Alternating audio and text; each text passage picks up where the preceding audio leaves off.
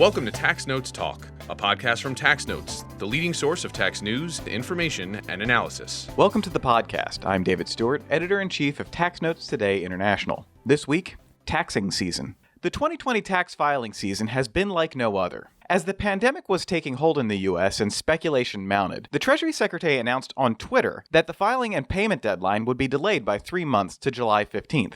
This hasn't been the only major change for tax practitioners. In addition to a longer tax season, practitioners have fielded questions from taxpayers about the new coronavirus legislation and faced an ever-changing landscape of guidance. Here to discuss this year's unique tax season is Tax Notes reporter Jonathan Curry. Jonathan, welcome back to the podcast. Thanks, Dave. It's always a pleasure to be here. All right, first off, did you take advantage of the longer deadline? Yeah, to an extent. So I managed to wait until June before I finally caved and just filed. All right, well, yeah, you did it earlier than me.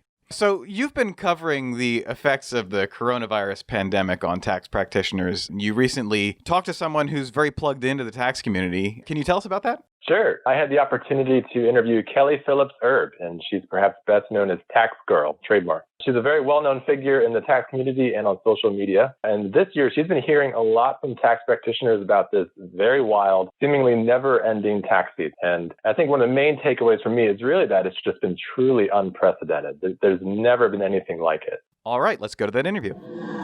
Kelly, thank you so much for joining us today. It's a real pleasure to have you on the podcast. Thank you for having me. How does this filing season compare to previous years? I mean, I'm sure there's absolutely nothing to say here. Everything's gone perfectly fine. Is that right? I was actually going to say it's actually the opposite. It's unlike anything I've ever seen before. There's always little glitches or things that happen. There's always something happening in some part of the country. It's really unusual for everything to be happening at the same time. So definitely out of the ordinary. So Kelly, when did you first realize that this filing season was going to be different than past ones?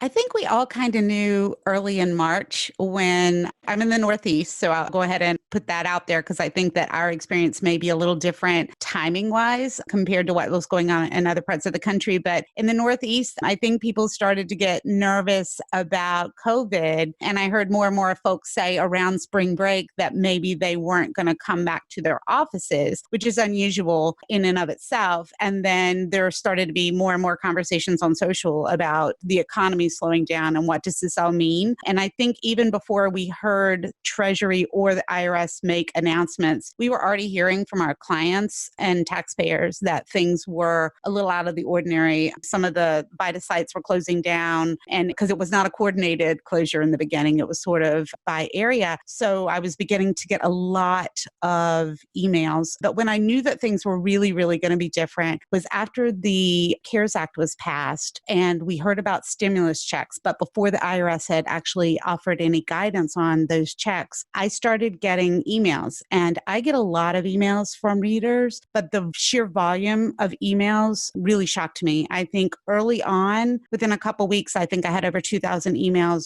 just regarding stimulus checks. We've had rebate checks before, right? A few years ago. Never this kind of just all at once at you, because this was happening. And then all of a sudden, the PPP questions started coming in, and it was just different all across the country, and it was different sectors. I think that was what was really striking is that normally when we hear about the economy or when we hear about taxpayers, we sometimes hear about very specific folks, right? So it might be just self-employed persons, or it might be just in one sector of the economy. And we started noticing, and my colleagues as well, that we were getting these questions from everyone, from our wealthy taxpayers, from folks that were not tax filers. I think the numbers were just really just eye-opening, I think. Ned, you were mentioning some of the practical challenges with like offices being closed. What are some of the unique practical challenges that you saw yourself this year? Like, for example, I know the IRS has been a little bit hard to get in contact with. And so as clients have questions and you have questions for the IRS, was the IRS always able to answer those questions? Exactly. It's funny because I think people think about it in terms of, well, you just couldn't call them. But there were a lot of other kinds of ways that it impacted, especially tax professionals. And a perfect example is the fact that they took the CAF units where they process power of attorneys. They took those offline because there was nobody there to staff them. So while e-services remained open, so, on the surface, you look and you see, well, you could still pull a transcript for a taxpayer that might need it. If you had a new client or if you had a taxpayer who had a new year, you couldn't actually transmit that to the IRS, so you couldn't pull those transcripts. So there was a lot of stuff that was happening that wasn't just, I can't physically pick up the phone. And then you also had taxpayers who were normally not filers, so folks who might just be receiving Social Security or SSDI, who are all of a sudden rushing to file returns for the stimulus checks before that was sort of sorted out about how they weren't going to require them to file either. Again, VITA sites were closed, TCE sites were closed. So a lot of tax professionals were getting calls from folks looking to file, but these are people who aren't used to paying a professional to do their returns. So you had this weird kind of in between of your phones are ringing from new clients potentially at the same time that you can't ask questions at the IRS. We couldn't get through to PPS, which is the practitioner line. You couldn't get through to, as I mentioned, make sure that the powers of attorneys were online. We were still getting notices. So taxpayers were still getting liens and levy notices. Even though those were supposed to have stopped, they didn't stop initially. And taxpayers were panicking because if you get a notice that says that they're about to seize your bank account and you call someone and they say, I'm sorry, I can't ask the IRS to stop it, that caused a sense of panic. So it was just, again, especially in the beginning, a little chaotic. I think once we got used to it, people started adapting and you started advising clients differently. And then the IRS, I think, became much more vocal about what was happening and issuing notices. I think they were slow to roll out some of that guidance. I know that was a kind of a criticism early on, but now they've been pretty good about keeping you apprised of what's going on. So I think as people got used to going to the website or whatever, it was different. But early on, it was a lot of folks who didn't know what was happening and tax professionals who weren't able to tell those folks what were happening. Now, we're actually coming up on, I guess, the settled deadline now, July 15th. Do you think things have settled down by now? It depends. I mean, again, there's a lot of deadlines kind of coinciding, and there's still some confusion like about estimated payments. I know the IRS just issued guidance recently saying, for example, that you only have to write one check for 2 payments. So I think that things are settling. Statistically, most folks have already filed, which is good news for preparers. But I still think there's a lot of questions about how folks are arranging their tax planning and whether or not they're going to be able to pay taxes that are coming due either in June or folks who are on extension in October. I know that tax preparers are planning on filing a lot of extensions. That's pretty traditional. About 10%, I think, of taxpayers file extensions every year. I think that, again, the timing means that those are going to be pushed a little more because we were waiting to hear, and we just heard this week that the date was not going to be extended again. I think when you plan on it every year in April and you know your information returns or whatever you need to prepare those returns aren't going to be available, you file extension early because there are a lot of taxpayers that you know are going to extend. I think a lot of tax preparers held off this year because they thought if they were going to go ahead and extend through October, there was no need to extend. And now they're kind of racing to file those extensions. So again, I think that there's just a lot of stuff happening at the same time. There's been a lot of coronavirus-related relief from the IRS and some new tax provisions associated with that have been shaking things up in the middle of this filing season. How do you keep track of all the changes? I mean, it's really hard. I read a lot of press releases and I follow IRS on social and I'm always checking with their media department. But the changes, there's so many of them. And one of the criticisms I'm sure you've heard is that there appears to not have been as much advanced coordination. And I understand that it seems like maybe an unfair criticism because nobody knew to plan for this. But there's a lot of contradicting information that has come out of Treasury and IRS. So for example, just to kind of reflect on the filing season, Mnuchin actually extended the filing season by tweet. He actually put it on Twitter before. I remember that. And the IRS had not confirmed it. And so folks kept saying, well, it's not official until IRS says so, even though IRS is part of Treasury. But it was confusing because the way that information rolled out, like normally, if people were at their offices, the media department would be, I think, responding differently. But because folks were at home, information was rolling out very slowly. So in the beginning, I think it was much harder to know and to sort out what was going on. I think it's a little better now. I think one of the challenges, quite frankly, is that states are not coordinating with the feds. So in terms of due dates, I know that there was at least one state, and I can't recall off the top of my head, that only extended through June, not through July. So if you had to file a return in 2 states, which is not uncommon these days, especially now that people are working from home, right? There were issues about whether or not those returns were going to be filed timely. So I think it's hard to know where to go and what to do. Most tax professionals, I think, subscribe to the news wires and that sort of thing from IRS and follow on social. Sometimes in the profession, and I'm a tax attorney, so I'm speaking mostly as attorneys, we tend to be slow to embrace technology. And I think a lot of the folks in our profession regard social a little skeptically. You know, they think it's only like teenagers tweeting about Chris Evans. In fairness, I was also tweeting about Chris Evans recently. But I do think that there's a lot of really good information out there. Even IRS Criminal Investigations is now on social. That's a relatively new development. So I think that Treasury and IRS, one of the best ways to keep up with what's happening right now and throughout this season has been to follow them on social and to follow people who know what they're talking about on social. I mean, one of my frustrations is it's always better to use a primary source, right? So if you hear it from IRS, you know it's right, or you can assume it is mostly right. But if you hear it from someone who's just retweeting somebody that they heard, it might not be correct. And so there was some of that misinformation too. I mean, that's kind of the double-edged sword, right, of social, is that you can get a lot of good information, but then there's also, because of the speed, the potential that misinformation can be distributed really quickly. So we did see some of that. Perfect example was when the filing season was originally extended, the payment wasn't. So there was a lot of, can we pay later? Like there was a lot of folks who were just guessing, and those guesses were maybe characterized as fact when they weren't. And then we're seeing this again with the stimulus checks, people tweeting that they've heard there's a second stimulus check when there's not. And it's probably because they saw a headline or something like that, or they heard the president say perhaps this is a possibility, but it kind of morphs into this is truth. And then it gets repeated and repeated. So this is a very long way of saying, when you ask about where do you get your information, I think, primary sources is always good, and trusted sources. The folks that you rely on to give you good information are the people that you should continue to follow and look at, and not just chase whatever is most popular or being retweeted a bunch of times. As just an aside, maybe a day or two ago, IRS Criminal Investigations started following me on Twitter. And I think my heart skipped a beat for a moment before I realized, oh, wait, I'm a news account. That's okay. No big deal. But for a moment, I was like, uh-oh. Exactly. There are a lot of my colleagues that were kind of joking about that. They're like, should I be watching what I'm saying now? I think it's pretty cool that they're on, because they actually have a lot of the things that we don't think about, but that are still hot topics, like cryptocurrency, for example, they're following all of the time. So they're a really good source for kind of knowing what IRS is targeting, what we should be seeing. It was how I found out about the first PPP loan arrests. I mean, those are the kinds of really good information. So, but I can see where it might make the hairs on your neck go up a little bit.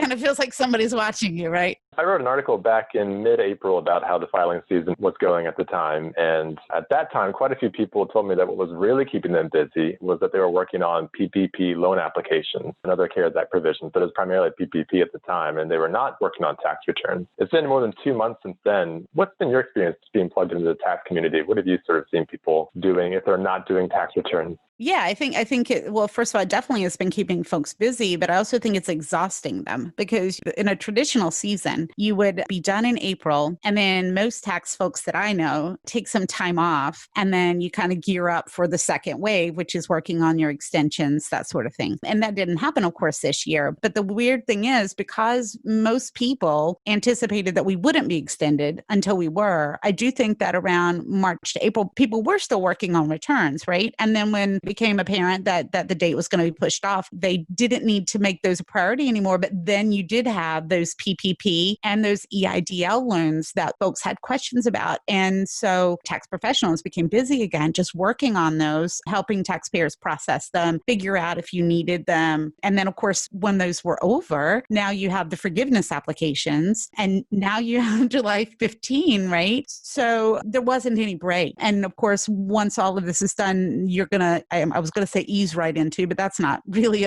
accurate, I guess. You're going to keep dragging into extension season. So there really hasn't been much of a break. And then even more complicating matters, you see that IRS just announced about their backlog. So you're also going to have, traditionally correspondence season was June and July. That didn't happen, but now it's going to be pushed off a little bit more. And it just seems like everything is just being squished all together. But those PPP loans did require an extraordinary amount of time. And I think what a lot of folks who aren't in the profession don't, maybe as a parent, is that some of those questions feel like they should be easy questions, especially stuff like the payroll tax. Notwithstanding the confusing guidance and the ever-changing guidance, a lot of the folks who needed the money the most were the folks who didn't have their records in the best condition. So you did have, and this was something my colleagues were joking that we're all payroll tax experts now, but you had people who had been filing their own payroll tax returns, maybe not using a company, and now they were kind of throwing them on the desk and saying, how do I make sense of this? Or I don't know how I was supposed to pay myself as an S corporation. I don't think I did it right. What does that mean now? And so you had a lot of handholding and folks having to do explanations that wasn't even directly tied to the application. It was more educating taxpayers. And that's also really time consuming. So again, I think it's really easy to say, I did a PPP application. It was a couple of hours work. I think that's a misnomer because there's a lot of backstory that accompanies that. People did not show up in offices with pristine records and say, here, I just need to fill out this application. I think tax preparers and tax professionals were tasked with cleaning up a lot of records and kind of reconstructing a lot of records. And it was a lot of work. Now, the PPP loan was initially just an 8-week thing. Program now it's been extended a little bit further. And so I know back in March and April, that was sort of taking up a lot of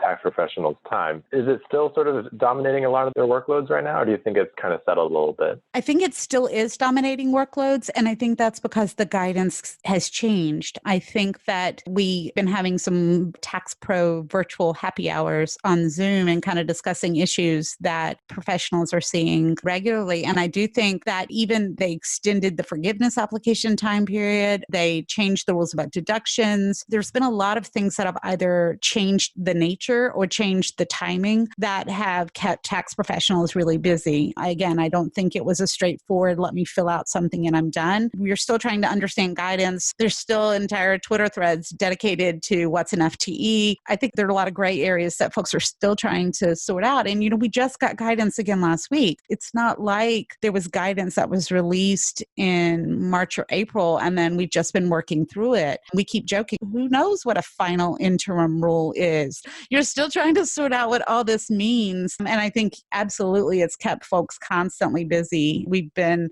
joking a lot on Twitter. There are a couple of folks who will check in to remind people what day it is, just because there are tax professionals who are not even taking breaks on the weekends just to try to get through the workload. So it looks like the IRS and Treasury are sticking with the July 15th filing deadline for individuals. Are you pro-IRS on this decision? So I know this is crazy unpopular to say, but I am. But I do have a caveat. I do think that it would have been better for tax preparers and taxpayers to know that the deadline was not going to be moved earlier. Treasury Secretary Mnuchin said last week he was still thinking about it. That's just 2.5 weeks out. So I think the timing on the announcement wasn't terrific. But in terms of, do I think that the deadline should have been moved? I think no. And the reason for that is, again, if we had known earlier, you could start preparing those extensions a lot earlier. So that's one of the flaws in the timing of the announcement. But if you push it out again to October, first of all, I think the season never ends for tax preparers, which I think is really hard on the profession. But I think also it's going to make things more difficult for the IRS because next tax season is actually not that far away. They're usually around Columbus Day planning for the next season, right? So this year, if we had pushed the deadline to October 15, can you imagine just the workload of IRS? I mean, they already have backlogs. So I think the announcement was the right thing to do. I think the timing was off. I think it should have been made earlier. That being said, I would like to see some opportunity for automatic penalty abatement for folks who don't pay until October. I think that the dragging of the feet on the announcement led some people to believe that they wouldn't have to pay until October, even though that's not true. But I think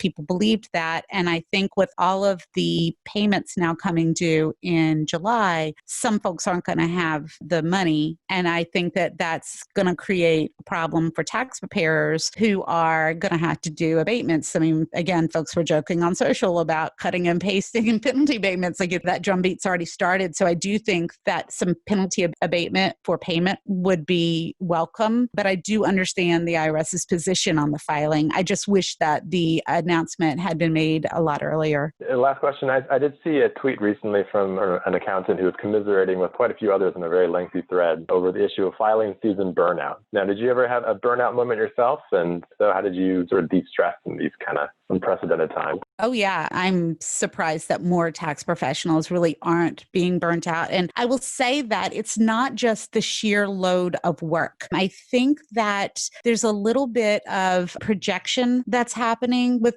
tax professionals that's really painful and stressful. And what I mean by that is a lot of us, when we work with our clients, we're not doing a 5-minute data entry. Like, these are folks we've known for years. These are people that we understand their businesses. We see them yearly. And now these are the folks who are calling us and telling us that they're going to have to close down their business. They're going to have to fire their best employees. There's a lot of economic hurt in the country right now. And tax professionals, we've become listeners because we're the ones who see the numbers. We're sometimes the ones who have to deliver the bad news. And I think it's been really hard. I can tell you personally, when I was joking about the emails earlier, I ended up getting over 7,000 emails over the course of this, especially the stimulus check run. And so many of them were just stories that were hard to read about people who only had $30 left in the bank because they had been laid off, seniors who relied on charities to bring them food and other things normally, and they weren't getting that because of the shutdown. There was just a lot. People telling me stories about how they started their businesses last year and now they're closing their doors, and it's really hard to say goodbye to a dream. And I think that tax professionals, in addition to doing all the work, we've heard these stories constantly for months. I mean, Congress hears them occasionally in those hearings. I don't think they understand what it's like to hear that every week. So when you talk about stress and you talk about overload, it's not just the hours, it's the personal nature of the job. I think it's hard. I don't know how to articulate it in the way that I want to, because it's really hard to explain. When someone calls and tells you that they have a problem, you want to fix it. And part of my job is, as a tax attorney, is I'm a fixer, right? So when someone calls and tells me something that I can't fix, it's really hard. And there have been nights when I've told my husband, like, I need to sit here right now and I need for the kids to not be here for a minute because I have to think. And it's hard to just kind of process all of the stories that people have told you and know that there's not a lot that you can do. And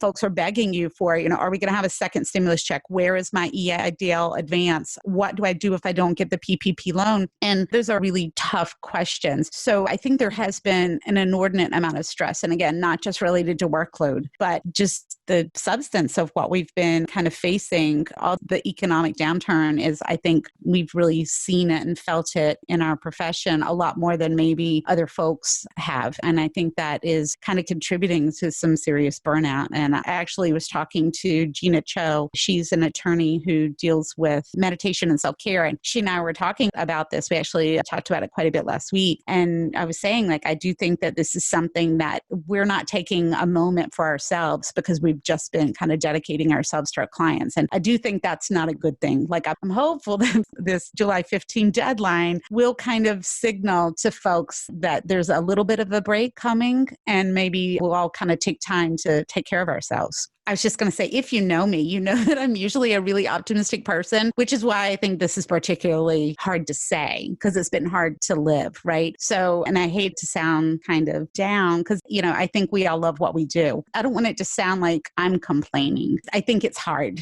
Yeah, no, I've been seeing that all over Twitter. Lots of people sharing their experience. It's been hard to see. Well, that does it for my questions. Kelly, thank you so much for taking time to talk with us today. Thank you for having me. I appreciate it. And now, coming attractions. Each week we highlight new and interesting commentary in our magazines. Joining me now from her home is Content and Acquisitions Manager Faye McCray. Faye, what will you have for us? Thank you, Dave. In Tax Notes Federal, Jennifer Ray and Katie Furmeyer examined the tax consequences that can arise when a partner receives an allocation of excess business income expense, and then engages in a transaction regarding partnership interest. Helen Chang and Stephen Chidester consider how an exempt organization should classify its separate unrelated trades or businesses. In Tax Notes International, Andrew Hughes discusses how to handle coronavirus-related service expenses in an intercompany context. Stephen Dean discusses the impact of racial diversity on U.S. international tax policy. And on the opinions page, Martin Sullivan points to how the South Korean government builds taxpayer morale by enlisting the support of its nation's superstars. And now, for a closer look at what's new and noteworthy in our magazines, here is Tax Notes State Editor-in-Chief, Jéanne Rauch-Zender. Thank you, Faye. I'm excited to have Tax Notes State columnist Robert Plattner join us. Robert is the former Deputy Commissioner for Tax Policy in the New York State Department of Taxation and Finance, and now serves as a senior advisor to the chair of the State Senate Finance Committee. He's joining us by phone to discuss his recent article, The Commerce Clause Strikes Back. Welcome, Robert. Glad to be here. Thank you very much for having me. Oh, thank you so much. This is a real pleasure. This article is the second of a two-part series. Can you tell us a little bit about this series? Sure, I'd be glad to. Let me just give you a few background facts that will help make things sensible when I take the next step. So I've been critical of business tax incentives for a very long time, actually since the mid-'80s, which would mean that I was onto the issue in junior high school, very precocious. And when it comes to tax incentives being unconstitutional, I've felt that many of these tax incentives are unconstitutional for well over 20 years.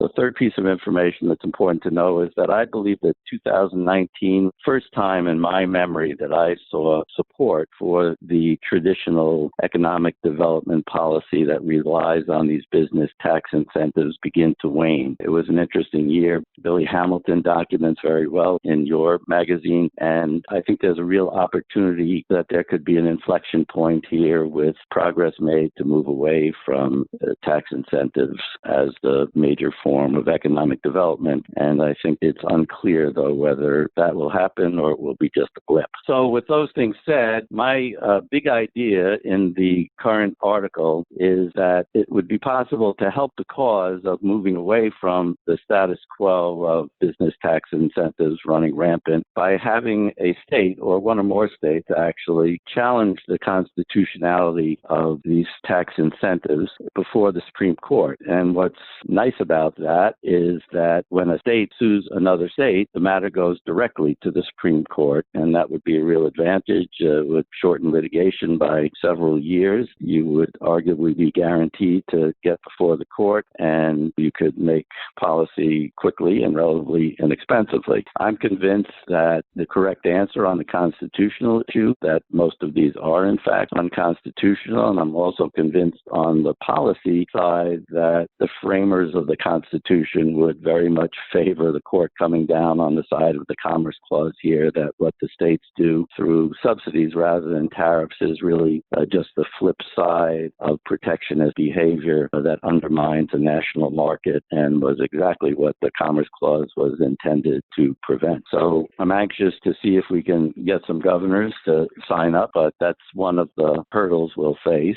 If in fact we can make this happen, it wouldn't render every incentive unconstitutional automatically. It's hard to say exactly what the precise impact would be, but I think it's safe to say that it would certainly undermine the current status quo and strengthen the hand of those who are looking to move away from the current way of doing business.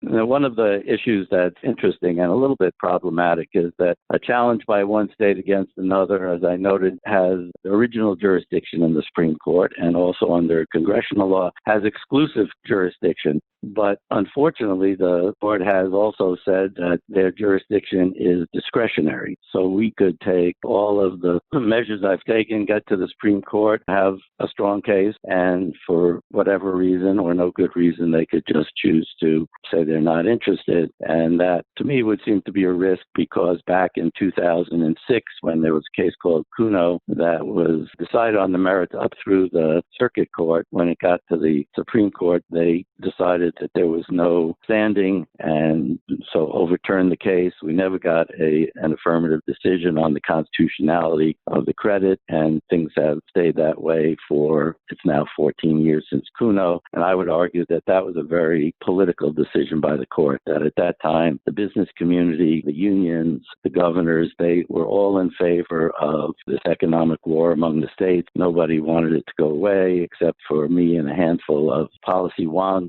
trying to tell the states to do something they really didn't want to do. And it made sense that the court found sort of a way not to rule on the merits.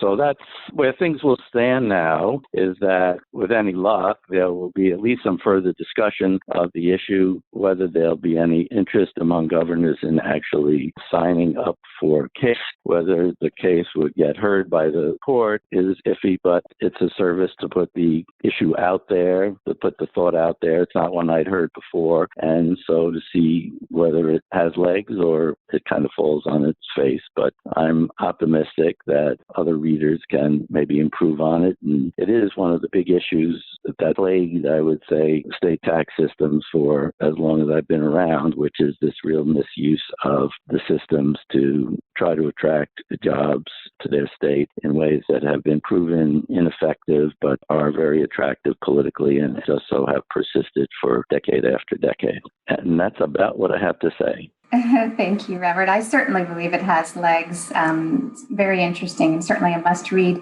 Why don't you let us know what inspired you to write this series?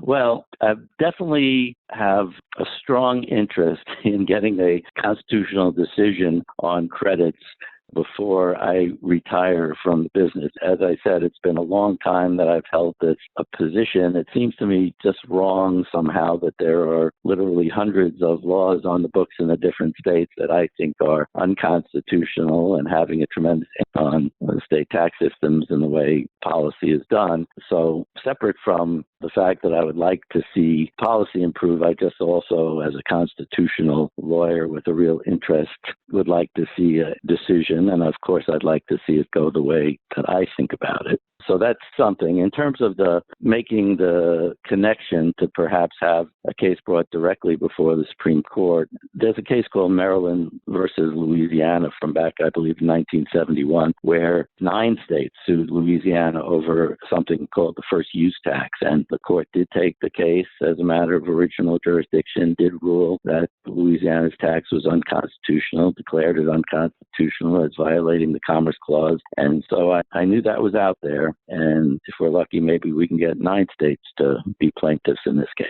Would you share with our audience where they can find you online? Sure. I don't have a website. I do have a site on LinkedIn where if you're on LinkedIn, you can find me. And I do have a Gmail email account, which I'm happy to share. It's R, like in Robert, D, like in David, Plattner, PLATTNER, .com. And I'm semi-retired and have the time to have interesting conversations with folks about tax issues. And so I'd welcome hearing from them and find that there's often a lot to learn from exchanging with other people with similar interests. So that would be great to hear from people, particularly if they've read my articles and have constructive comments to make. Thank you so much for chatting with us today, Robert. You can find Robert's article online at taxnotes.com. And be sure to subscribe to our YouTube channel, Tax Analysts, for in-depth discussions on what's new and noteworthy in tax notes. Again, that's Tax Analyst with an S. Back to you, Dave. You can read all that and a lot more in the pages of Tax Notes Federal, State, and International. That's it for this week. You can follow me online at TaxStew, that's STEW, and be sure to follow at Tax Notes for all things tax. If you have any comments, questions, or suggestions for a future episode, you can email us at podcast@taxanalyst.org. And as always, if you like what we're doing here, please leave a rating or review wherever you download this podcast. We'll be back next week with another episode of Tax Notes Talk. Tax Notes Talk is a production of Tax Notes. You can learn more about us by visiting www.taxnotes.com/podcast. When major media wants the straight story, they turn to Tax Notes. Thank you for listening, and join us again for another edition of Tax Notes Talk. Tax Analysts, Inc. does not provide tax advice or tax preparation services. Nothing in the podcast constitutes legal, accounting, or tax advice. A full disclaimer is included in the transcript.